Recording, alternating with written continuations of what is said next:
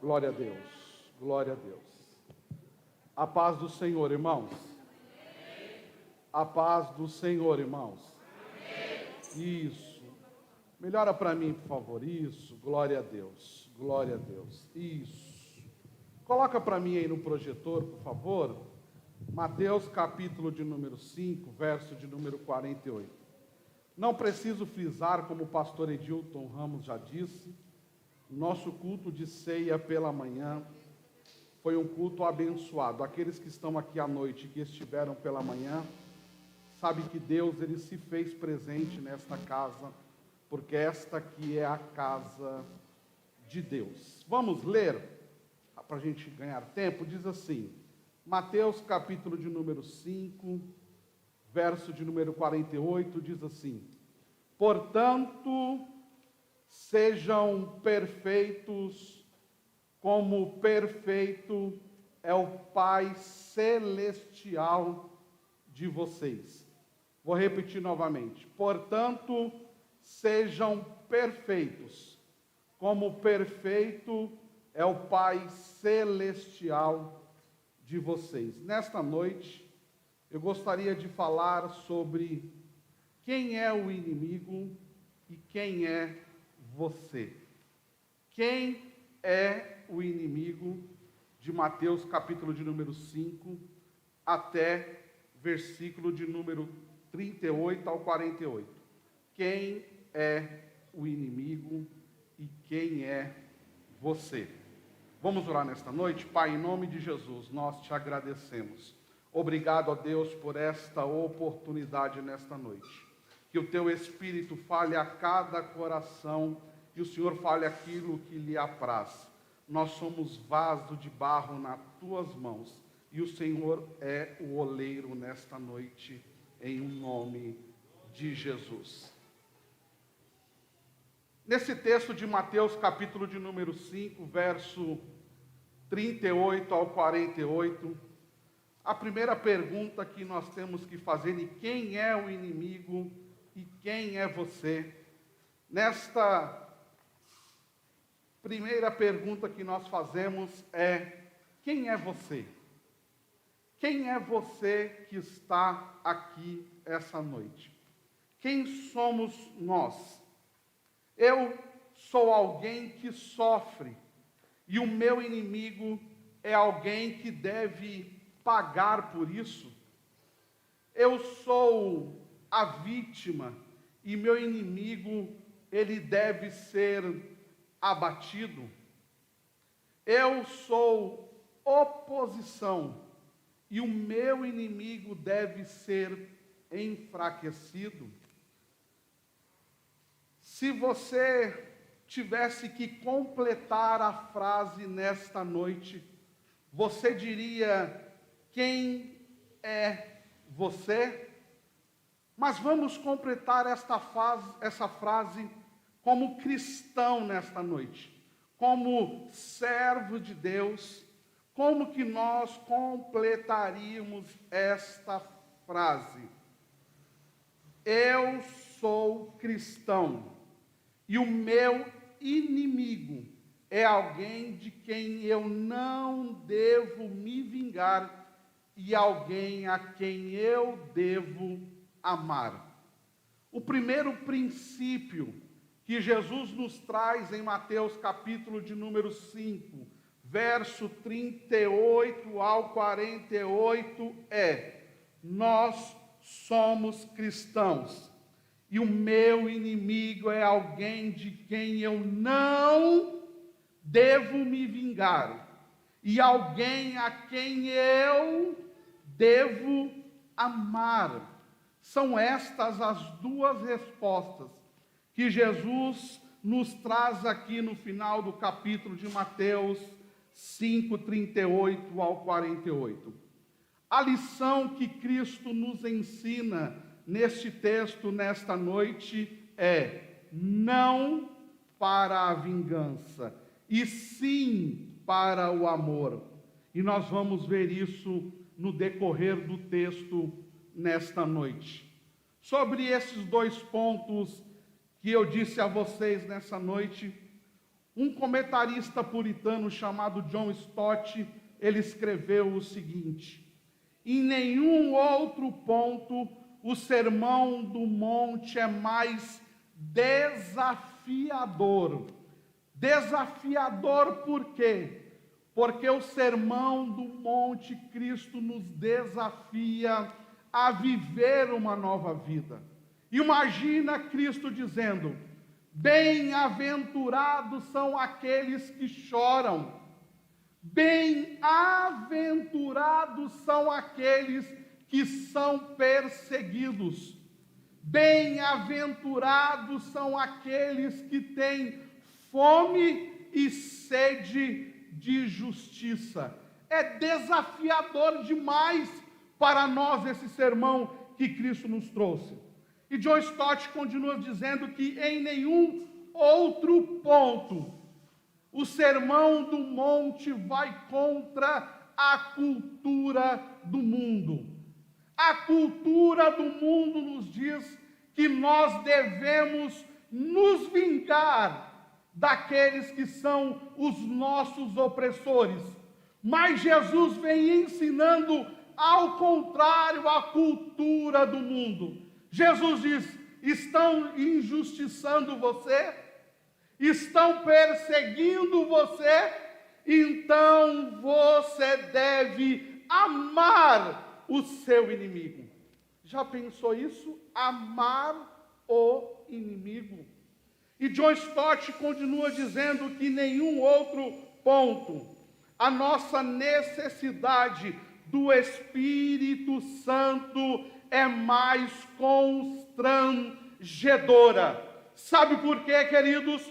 Porque nós só podemos amar como Jesus ensinou. Nós podemos cumprir as bem-aventuranças que Cristo nos deu se nós tivermos o Espírito Santo de Deus derramado nos nossos corações.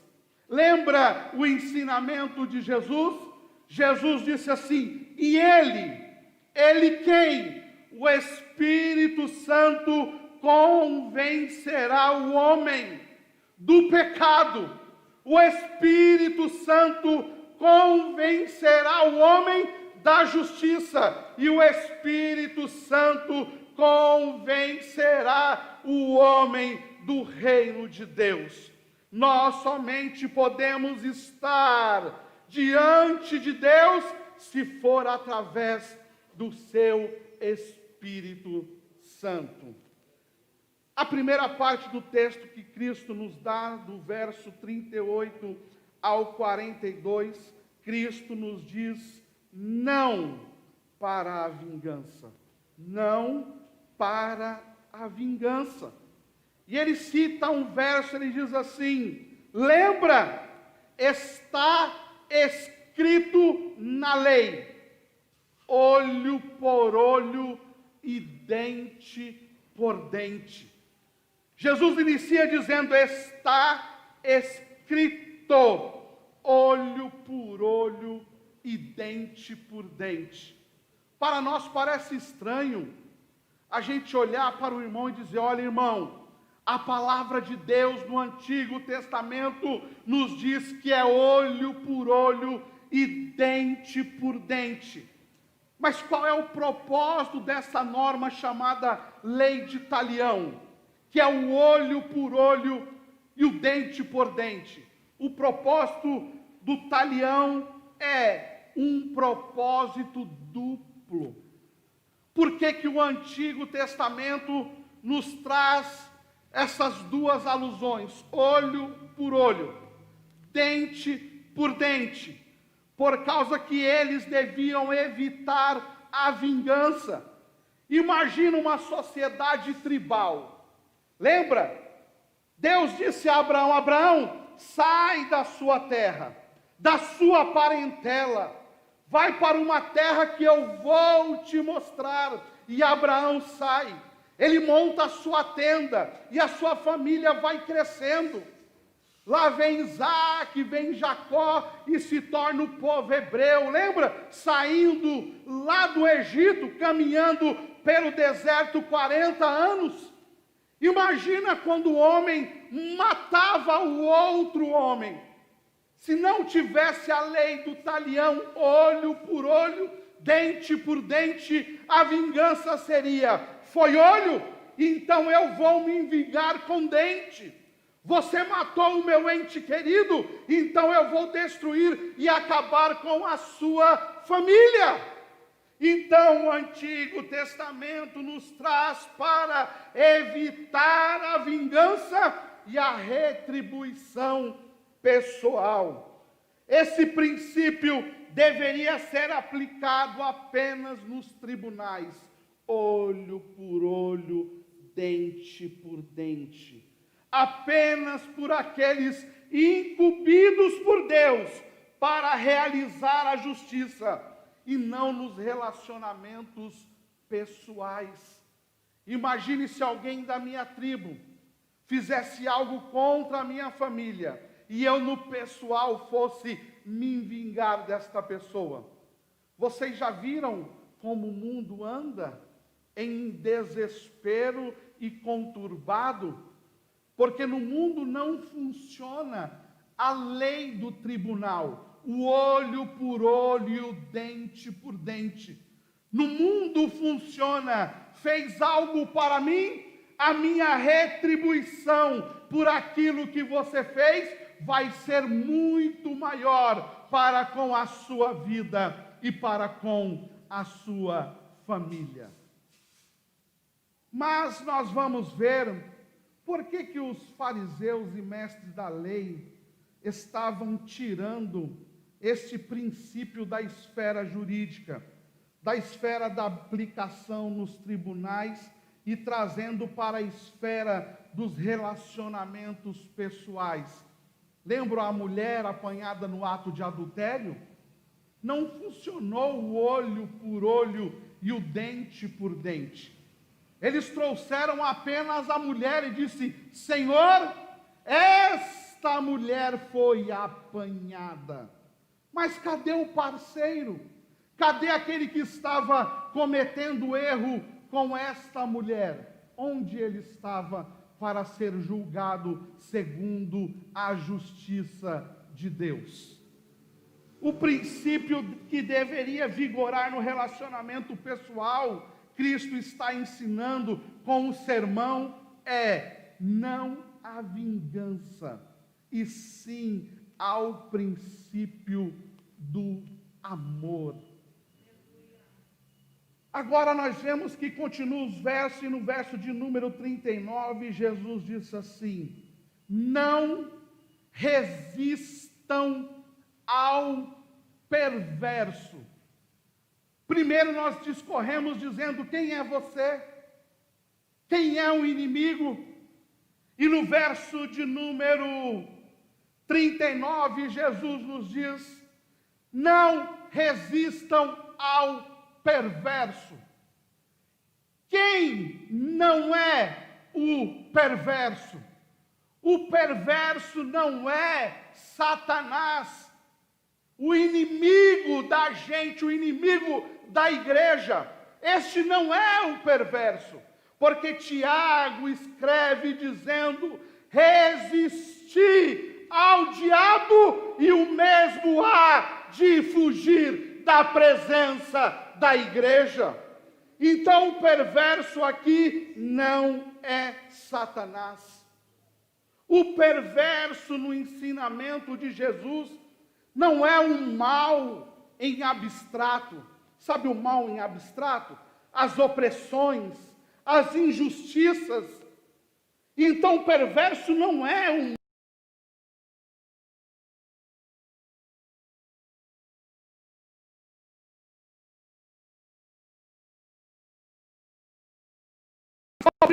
nosso irmão, nós vamos estar falhando moralmente diante de Deus e diante dos homens. Então, quem é o perverso que Jesus está discorrendo neste sermão? Só nos sobra, queridos, uma única alternativa. O perverso é alguém que deseja nos fazer mal. O perverso é quem quer te prejudicar em alguma coisa. Você já passou por isso?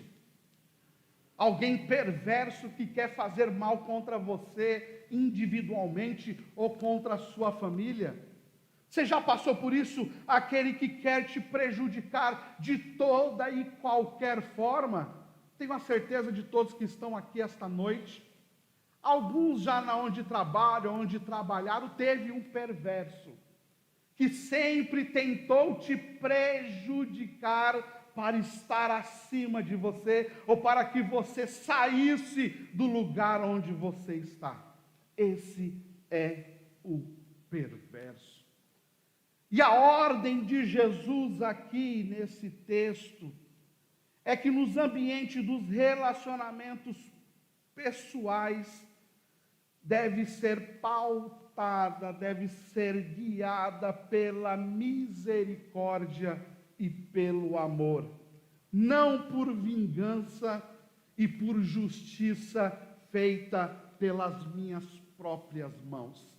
Jesus disse ao perverso, aquele que tenta fazer mal contra você, tenta fazer mal contra a sua casa, contra a sua família e contra a sua vida, você não vai agir com as suas próprias mãos.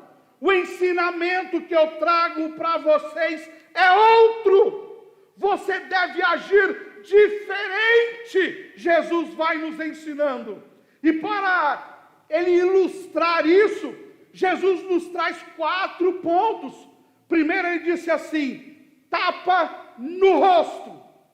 Aquele que te der um tapa no rosto ou na face, ofereça a outra.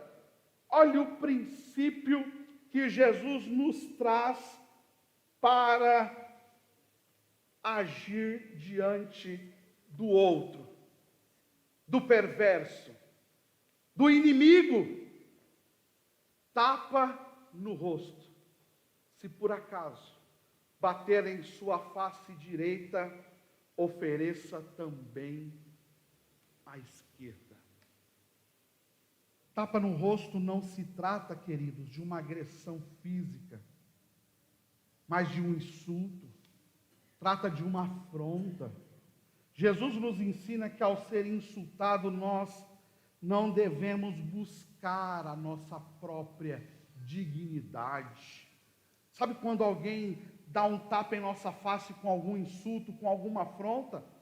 E nós ficamos tentando provar a nossa dignidade, dizendo, não fui eu não fiz, agiu mal comigo, não foi desta maneira que eu falei, não foi desta maneira que eu tratei, não foi desta maneira que eu falei com ele ou com ela. A gente não precisa ficar buscando a nossa própria dignidade a qualquer custo, porque a sua dignidade, disse o Senhor, ela está segura em Deus nosso Senhor. É Deus quem nos justifica. Adianta a gente ficar tentando buscar a nossa própria dignidade diante dos homens? É Deus que nos justifica, é Deus que fala por nós, pelas nossas atitudes e pelos nossos feitos. Ao ser afrontado ou insultado, reaja com graça. Olha o que o Senhor ensina: ao ser insultado ou afrontado, reaja com graça. E hoje de manhã nós falamos na escola bíblica graça, graça. Se nós perguntarmos o que é graça? O que é graça? O que é graça para você? O que é graça? Você vai dizer, graça é Deus. E responderam hoje pela manhã, graça foi Deus dar o seu filho para morrer na cruz. Tá. E aí? Era para eu morrer na cruz? E Deus deu o seu filho e morreu no meu lugar, mas O que é graça, a igreja precisa compreender. Graça diante de Deus é favor imerecido. Você não merece estar aqui esta noite, mas Deus te favoreceu, entregando o seu filho para que você pudesse estar aqui esta noite. Isso é graça. Deus te perdoou. Miserável pecador que eu sou como trapo de imundícia. Sabe, pano de chão, sujo, podre, fedido, isso sou eu diante de Deus. Mas Deus agiu comigo com graça. Disse, eu te perdoo diante de todas as suas atitudes e de todos os seus feitos.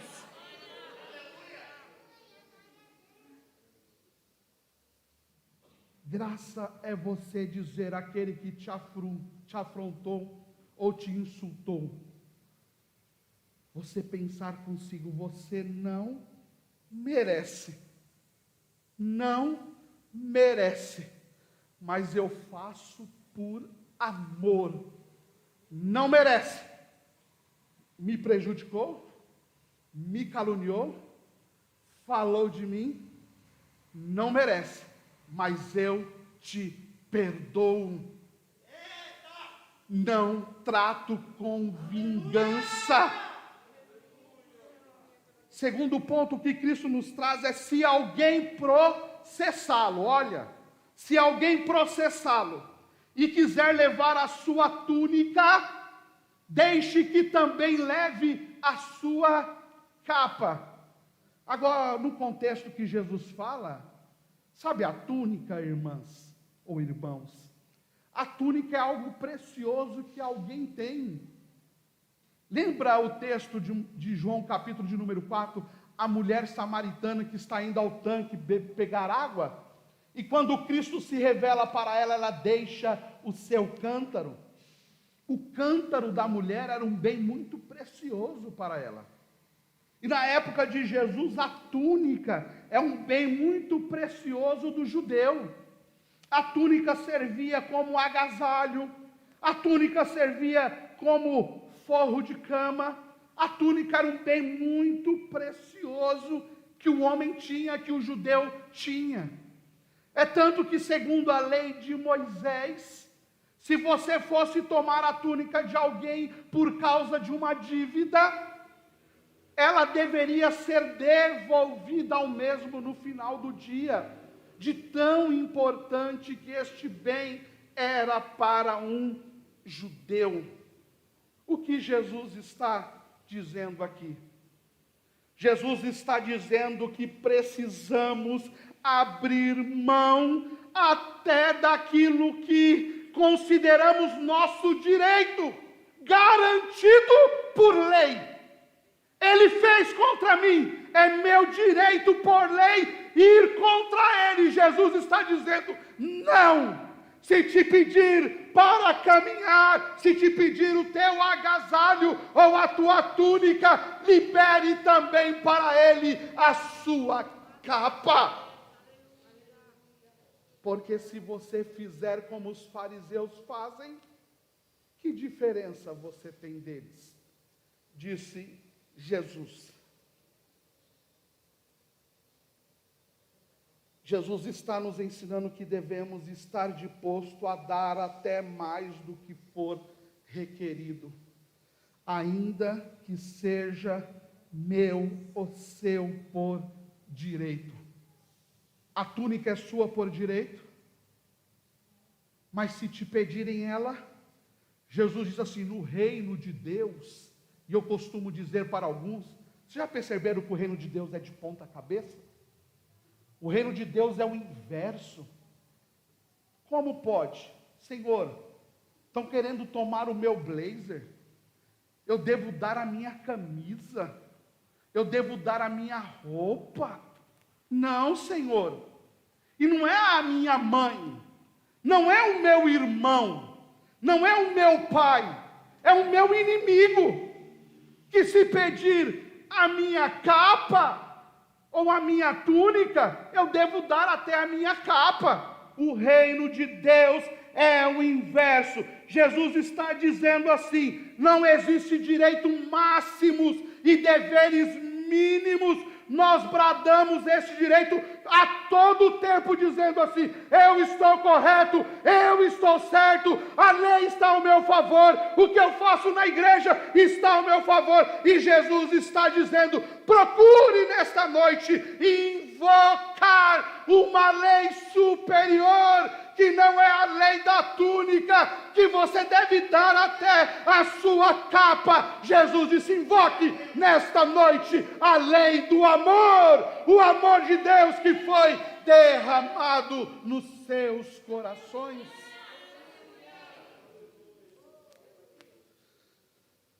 No terceiro ponto, Jesus diz assim: trabalho obrigatório. Se alguém te forçar a caminhar 1 milha, dobre a meta. Olha, se alguém te forçar a caminhar 1 milha, dobre a meta, caminhe 2. Sabe quanto que é 1 milha, queridos? 1 milha são 1000 passos. 1, 2, 3, 1000 passos. E Jesus está dizendo assim: te obrigarem você a caminhar 1000 passos, dobre a meta. Você precisa caminhar 2000 passos. Porque no mundo antigo os romanos obrigavam os judeus a carregar algumas coisas por 1 milha. A ordem de Jesus aqui, a ordem de Jesus, no mundo antigo, os romanos obrigavam os judeus a carregar algumas coisas por 1 milha. Aí deixa eu pegar o exemplo que eu tinha anotado aqui. Lembra o Simão Cirineu? Vocês lembram? Simão o Cirineu, ele veio em Jerusalém para a festa. E ele está caminhando pelas ruas. E quando ele está caminhando, quem está passando na rua? Os soldados romanos e Jesus carregando a cruz. E quando Jesus está fraco, o texto diz em Marcos que os soldados romanos constrangiram a Cirineu a carregar a cruz. Disse a Simão: você aí, pegue a cruz desse judeu e carregue até, ajude-o ou carregue até o Gólgota. E o Cirineu pegou aquela cruz e ajudou Jesus naquele momento. Alguns dizem que por este sacrifício, Simão o Cirineu foi salvo juntamente com a sua família, por ser constrangido pela cruz de Cristo. Agora a pergunta que nós devemos nos fazer é: o que Jesus diz aos seus discípulos? E quando eu coloco o que Jesus diz aos seus discípulos, são eles e somos nós. Jesus diz que nós não devemos ficar irritados com isso, se pedir para nós caminharmos 1 milha. Não devemos sentir explorado por isso. Nós não devemos se sentir insultados por isso. Jesus diz: aceita a oposição e dobre a meta. Já viu alguém que é próspero na obra de Deus? Já viram? O pastor impõe uma posição e ele diz assim: eu aprendi, no reino de Deus eu preciso dobrar a meta. Outros dizem: o pastor pediu para caminhar, o irmão pediu para mim caminhar 1 milha, pois eu não ando, pois eu não faço, pois eu não vou. Mas aqueles que digam, para e diz assim: se pediu, Jesus ensinou que eu devo dobrar a meta. Sabe o que Jesus estava querendo dizer com isso? Na época dos judeus, Se um romano obrigasse um judeu a caminhar 1 milha, e ele dobrasse a meta e caminhasse 2, ele estava dizendo ao soldado romano: eu sirvo a outro rei que não é César. Eu sirvo a outro senhor que não é César. Eu sirvo a outro senhor que não é Roma. Quem é que eu sirvo? E ele estava dizendo: eu sirvo a um Senhor que é misericordioso, e na pauta deste rei, na pauta deste Senhor, na pauta desse reino, tem uma lei superior, que é a lei do amor. Você precisa dobrar a sua meta. O quarto é o pedido insistente, disse Jesus, de que a quem pede, dê a quem pede, e não volte as costas àquele que lhe pedir algo emprestado. Olha o ensino de Jesus. Você precisa dar a quem pede, e não volta as costas àquele que te pede algo emprestado. Aí, nós temos que entender que Jesus não está dizendo aqui, queridos, que nós devemos dar sempre a um suposto necessitado.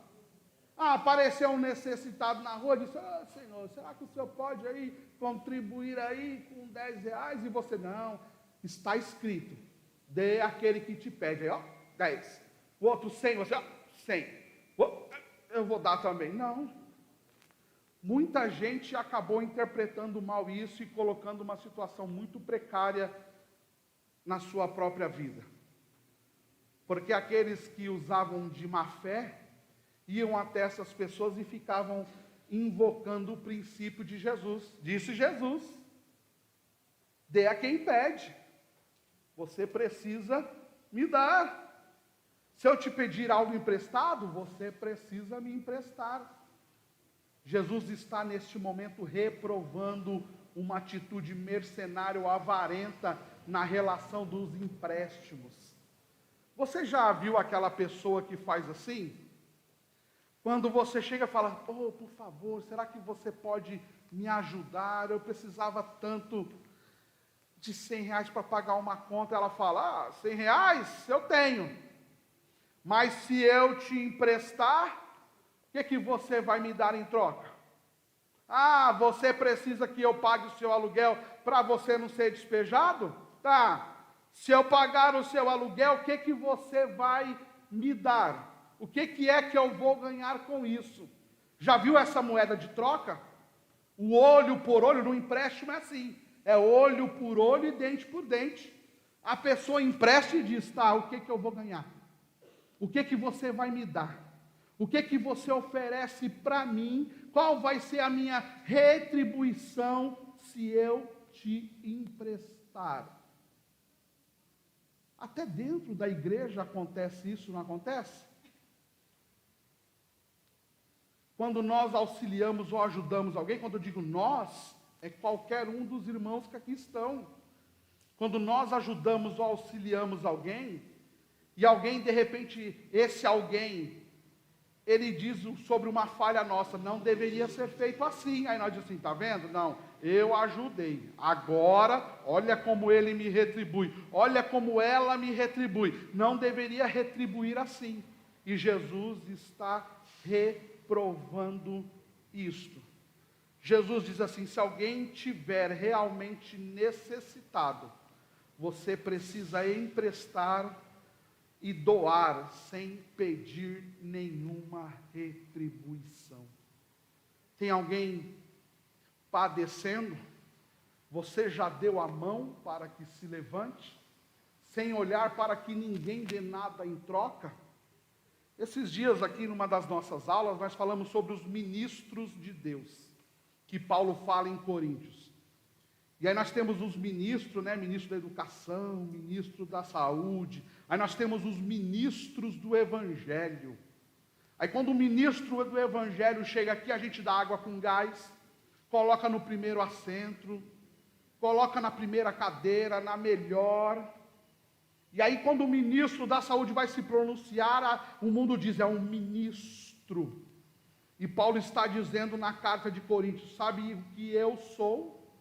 Eu sou ministro do Evangelho. Aí Paulo fala assim, sabe o que a palavra que Paulo usa para descrever ministro?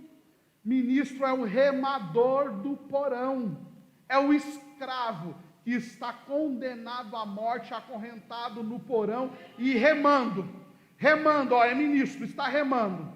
Quando ele está morrendo, ele é jogado fora no mar e se coloca outro escravo no seu lugar. E Paulo diz assim, eu sou considerado ministro do Evangelho. Nós precisamos ter um bom coração. Que o sacrifício individual substitui a vingança pessoal. O sacrifício individual, ele substitui a vingança pessoal. Agora, como nós estamos no culto de ceia, reflita você aí. Não foi o que Jesus fez? Não foi? O seu ensinamento, ele diz assim, faça assim como eu fiz. Façais vós também. E não foi o que Jesus fez? Ao caminhar para a cruz, ele não reagiu aos insultos dos nossos pecados.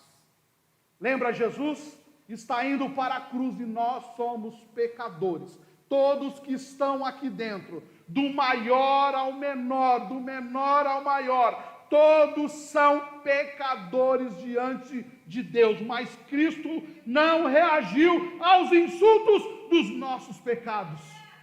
Cristo não reagiu aos insultos dos romanos. Lembra? Esbofeteando, diz, profetiza. Você é o Cristo. Profetiza quem está te batendo, e Jesus não reagiu aos insultos. Sabe o julgamento perverso que Jesus passou? Um julgamento perverso porque nenhum mal ele fez? Quando ele deveria abrir a boca e dizer alguma coisa, ele se calou e caminhou até a cruz para que você pudesse estar aqui esta noite e dizer, bendito seja o nome do Senhor, que perdoou os meus pecados e não retribuiu conforme eu merecia. Só que Jesus, ele vai apertando mais, ele vai dizendo assim, vocês ouviram o que foi dito, amem o próximo e odeiem o seu inimigo, mas eu digo, amem os seus inimigos. Jesus aperta. Ele diz assim, os fariseus diziam assim, ame o seu próximo, porque a interpretação aqui da Bíblia foi feita pelos fariseus, para os doutores da lei, eles interpretavam e diziam, quem é o nosso próximo? O próximo é o fariseu que está do meu lado. Quem é o próximo? O próximo é um prosélito. Quem é um prosélito? O prosélito é um gentil convertido ao judaísmo, à religião judaica. É um prosélito? Ah, ele é o meu próximo. É um fariseu? Ah, ele é o meu próximo. É um mestre da lei? Ah, esse é o meu próximo. E se for um publicano? Ah, Senhor, eu dou dízimo, Senhor. Eu oro 3 vezes e eu não sou como este publicano, Senhor, porque eu sou. E Jesus está dizendo, você precisa amar os seus inimigos. Já pensou isso? Amar os seus inimigos. Agora, amar os inimigos, o que significa isso? Eu tenho que recebê-los em minha casa? Ah, pastor, amar os meus inimigos, agora eu preciso gostar deles? Amar os meus inimigos, agora eu preciso chamá-los para ir à minha casa? Ah, Senhor, não consigo amar uma pessoa que me fez mal, não consigo. Já ouviram essa fala? Ah, eu não consigo, eu não tenho aquela pessoa, quando eu a vejo, tem gente que faz assim, não consigo ver essa pessoa. E aí Jesus diz assim: ame o seu inimigo. Se você não gosta dele, se você não quer chamá-lo para a sua casa, se você não consegue amar a pessoa que te fez mal, aí Jesus diz assim: sabe qual é o princípio? Sabe qual é o princípio? Jesus diz assim: o princípio é o mesmo: ame. E amar é chamar para a sua casa. Amar é gostar deles. Amar é você ver que te fez mal e não retribuir assim. Porque, aliás, o próximo inimigo são a mesma pessoa. Ou tem diferença aí? Do próximo inimigo, tem? Dá para ser? Próximo e inimigo. Inimigo e próximo. Não. O próximo inimigo podem ser a mesma pessoa. E aí Jesus diz assim: você continua amando o seu próximo, porque pode ser o seu inimigo. E o seu inimigo pode estar próximo de você. Você continua amando, porque o seu próximo pode ser o seu inimigo. E o seu inimigo pode estar próximo de você. Aí Jesus diz assim: ame. Como amar? Como amar? Vocês sabem como é o amor da Bíblia? Sabe? O amor da Bíblia não é sentimento. Já viu sentimento? Ai, eu estou na mocidade, eu olhei aquela jovem, eu estou amando ela, que sentimento bom. E na Bíblia, amor não é sentimento. Na Bíblia, amor é decisão. Você ora e diz assim: é inimigo, então eu decido amar. Amor é decisão, amor é atitude, amor não é sentimento. Quer ver o apóstolo Paulo resumindo isso?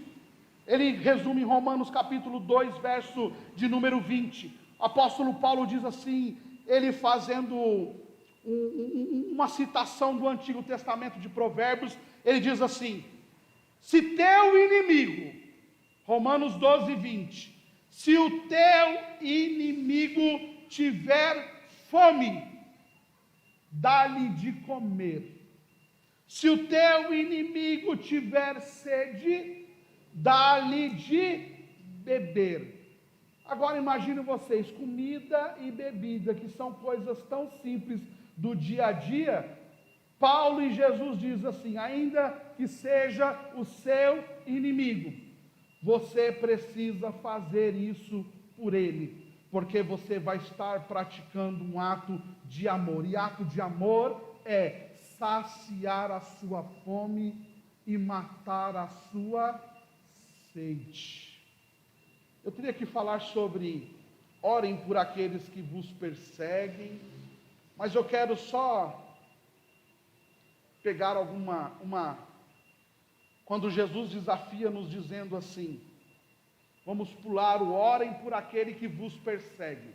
Já pensou? Orar por aquele que está perseguindo você? E a oração não é macumba, sabe aquela oração contrária?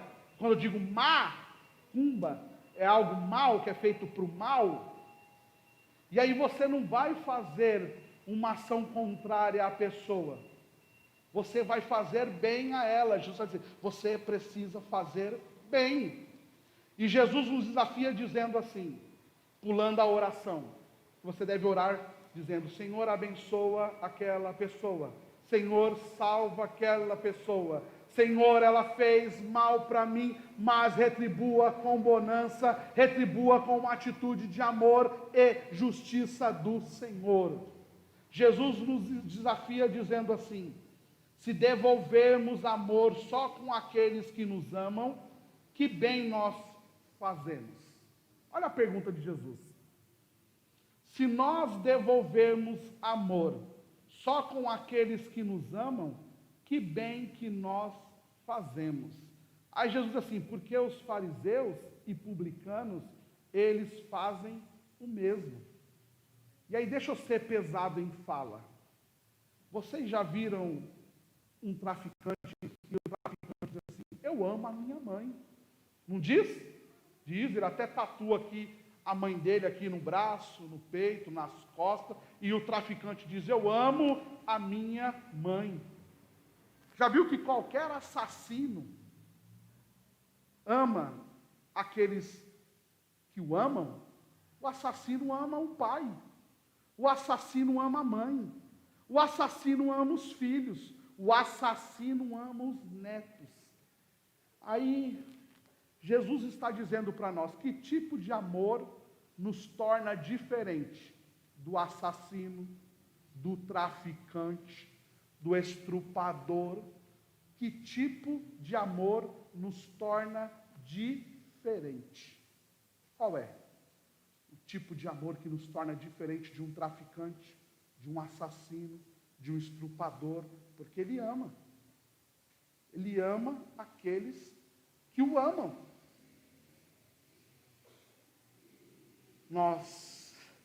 Jesus revela que tipo de amor nós devemos ter, que dá ao inimigo de comer, que dá ao inimigo de beber, e que colocar ele nas nossas orações, é um amor de Deus que está derramado em nossos corações. E dar de comer e dar de beber não é só literário, viu? Não é só literário, não. Aí Jesus, e eu estou finalizando, o pastor Edil diz assim: portanto, seja perfeito, como perfeito é o vosso Pai celestial. Agora, como que nós nos tornamos perfeitos? Como perfeito é o nosso Pai celestial. Como? Deus não é perfeito na sua perfeição e na sua vontade? Como? Tornamos-nos perfeitos, como perfeito é o nosso Pai. Jesus diz que devemos espelhar o caráter amoroso de Deus. Sabe por quê, queridos? Foi assim que Deus agiu em relação a nós. Deus amou a você quando você era amável? Faz essa pergunta. Deus me amou quando eu era amável? Eu era uma pessoa boa, amável, e Deus veio e disse: eu vou amar o pastor Paulo. Não. Quem era eu? Miserável. Deus encontrou você quando você estava buscando a Ele? Não. Deus encontrou você quando você estava fugindo dEle. Deus te salvou quando você era uma pessoa santa, piedosa, pura, orava, jejuava, e Deus veio e disse assim: vou salvar você. A Bíblia diz que Deus veio ao nosso encontro quando nós éramos inimigos de Deus. Então veja como você retribui o amor ao seu irmão, porque Deus veio ao nosso encontro quando nós éramos inimigos. Deus saciou a gente com toda sorte de bênção espiritual em Cristo. Ele saciou a nossa fome e a nossa sede quando nós estávamos nos fartando com os manjares deste mundo. Não era assim? Olha o filho pródigo. Gastou a fortuna com prostituição, com jogos, com jogatinas, com prostitutas, com meretrizes, desceu até o mais fundo. Aí quando ele disse assim: vou voltar, e Deus já estava indo até ele, abraçou, beijou, trocou roupa, mandou fazer a sua barba, mandou dar uma grande festa, disse: estava perdido e foi achado, estava morto e reviveu. Esse é o amor do nosso Deus. Nós não éramos merecedores do amor de Deus. Ele fez muito mais do que mandar sol e chuva, não é assim? Porque Deus ensina, Jesus vem ensinando assim: o sol e a chuva nascem sobre os justos e os injustos, não é assim? Mas Deus enviou seu Filho para morrer na cruz por nós, quando nós éramos inimigos de Deus, e hoje estamos aqui, inimigos de Deus, e estamos aqui nesta noite, eu e você. Aí você que está aqui esta noite, que não tenha se rendido a esse amor, faça uma reflexão na sua vida. Deposite aos pés da cruz nesta noite as suas armas de inimizades. Deposite aos pés da cruz as suas armas de inimizades. Humilhe-se diante de Deus e receba este amor que você não merece. Sabe toda aquela arma que você tem? Eu não vou com a cara do Igor. Eu não consigo congregar nesta igreja porque esta pessoa me constrange de tanto ódio que eu tenho por ela.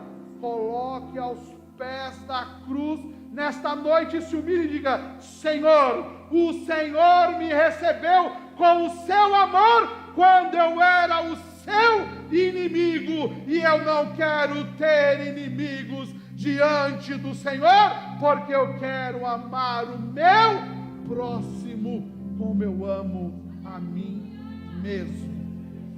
E o que você não deseja a você, você não deseja ao seu próximo. Deus abençoe você nesta noite.